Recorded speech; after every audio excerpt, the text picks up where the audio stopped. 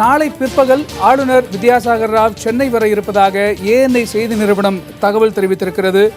ஒரு பக்கம் அதிமுக எம்எல்ஏக்கள் கூட்டத்தில் ஆளுநர் வரும் வரையில் அனைத்து எம்எல்ஏக்களும் ஒன்றாக இருக்க வேண்டும் என்று அறிவுறுத்தப்பட்டிருக்கிறது.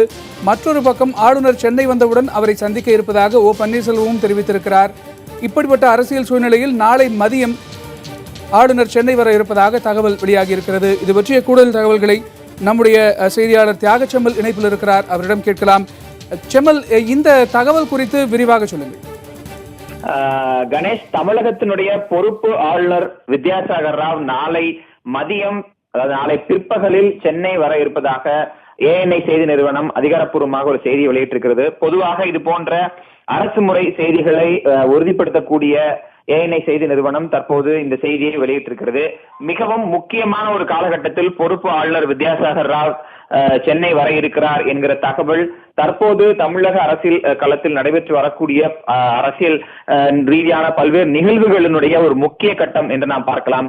ஏனெனில் அனைத்து இந்திய அண்ணா திராவிட முன்னேற்ற கழகத்தினுடைய சட்டமன்ற உறுப்பினர்கள் அந்த கட்சியினுடைய பொதுச் செயலாளர் சசிகலாவை சட்டமன்ற கட்சி தலைவராக தேர்ந்தெடுத்து அந்த கடிதத்தை ஆளுநரிடம் முறைப்படி சசிகலா ஒப்படைக்க வேண்டிய ஒரு நிலையில் அப்படி ஒப்படைக்க வேண்டிய ஒரு காலகட்டத்தில் ஆளுநரின் வருகை என்பது மிகவும் எதிர்பார்க்கப்பட்ட ஒன்றாக இருக்கிறது.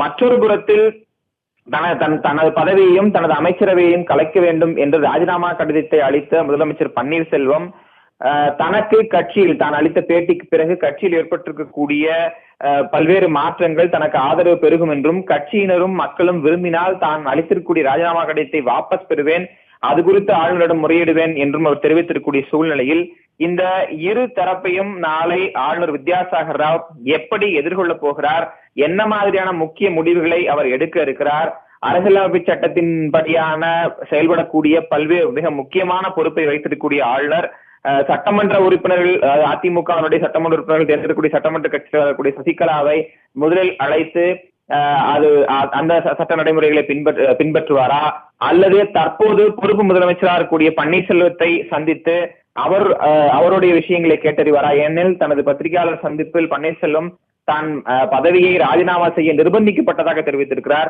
அரசியலமைப்பு சட்டப்படியான ஒரு பதவியில் இருக்கக்கூடிய முதலமைச்சர் ஒருவரை நிர்பந்தப்படுத்தியது என்கிற குற்றச்சாட்டு என்பது மிக முக்கியமான ஒன்றாக பார்க்கப்படுகிறது. அது குறித்த நடவடிக்கைகளை பரிந்துரை செய்ய வேண்டிய இடத்தில் ஆளுநர் இருக்கிறார், பொறுப்பு ஆளுநர் இருக்கிறார்.